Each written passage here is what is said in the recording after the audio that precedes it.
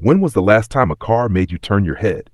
Not because it was expensive, not because it was fast, not because it had 600 horsepower, giant screens, or a badge designed to impress strangers, but because it had presence, because it had style, because it had soul. Years ago, roads were different. Cars had color, real color. Deep British racing green, rich burgundy red, dark sapphire blue, champagne gold, cream white, copper metallic, burnt orange, forest green. Cars had personality before the engine was even started. You could recognize a car from a distance, not just by its shape, but by its color. And somehow, color made everything feel alive. Today, look around: white, black, gray, silver, sometimes dark blue. That is modern traffic, a moving grayscale filter, a parking lot full of appliances. Everything looks clean, everything looks expensive, everything looks exactly the same. And the question is, what happened? Why did the automotive world become monochrome? The answer is simple: efficiency, practicality, resale value, mass appeal, risk reduction. Modern buyers are told the same thing everywhere: choose white, choose black, choose gray. It is safer, easier to sell, timeless, professional, neutral. And from a financial point of view, that advice makes sense. Neutral colors sell faster. Manufacturers produce them in greater numbers. Dealers prefer stocking them. Fleet companies order them by the thousands. Leasing companies know they are easier to remarket. Insurance valuations are predictable. The market rewards safe choices. But safe choices come with a price, and that price is character. Cars used to say something about the person driving them. A dark green Jaguar spoke quietly of elegance. A bright red Alfa Romeo shouted passion. A yellow Porsche announced confidence. A blue BMW carried sporting DNA. An orange Lamborghini was impossible to ignore. Color was identity. Color was expression. Color was emotion. Now, color often says only one thing: I am thinking about resale before I even drive it. That changes everything. Cars stop becoming passion. They become transactions. And when cars become transactions, emotion disappears. But this is not only about buyers. Manufacturers change too. Once, car companies built machines to be memorable. Today, most build machines to be marketable. Color palettes are chosen by committees. Market research decides what is safe. Design departments are told to avoid anything polarizing. Executives want broad appeal.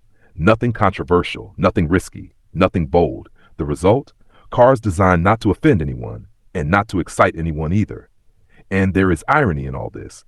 Over a century ago, Henry Ford famously said, "Any customer can have a car painted any color that he wants, so long as it is black." At the time, there was logic behind it. Black paint dried quickly, production moved faster, costs were lower, cars became affordable to ordinary people. It was industrial necessity. But today, technology can produce nearly any finish imaginable. Pearl paints, deep metallics, color-shifting coatings, matte finishes, layered lacquer systems with extraordinary depth. Manufacturing has never been more advanced, and yet roads have never looked more colorless. How is that progress? Then there is another reason, perhaps the biggest one of all. People have become afraid to choose boldly. Too practical, too calculated, too cautious. Many buy cars already thinking about the next owner, not about what they love, but about what sells easily, not about what excites them, but about what protects resale value, not about joy, but depreciation. That mindset slowly kills car culture, because true car culture has never been built on practicality alone. It has always been built on passion. Think about legendary cars: Ferrari and Rosso Corsa, Lamborghini Miura in bright orange, Subaru Impreza blue with gold wheels, Mitsubishi Evolution in rally white, BMW in Dakar yellow, Porsche in ruby stone red, Mercedes in emerald green, Alfa Romeo in Rosso Alpha, Jaguar in British racing green. These colors became part of history, part of identity, part of legend. Remove the color, and something powerful disappears. Cars become less memorable, less emotional, less alive. So how do we fix it? Simple.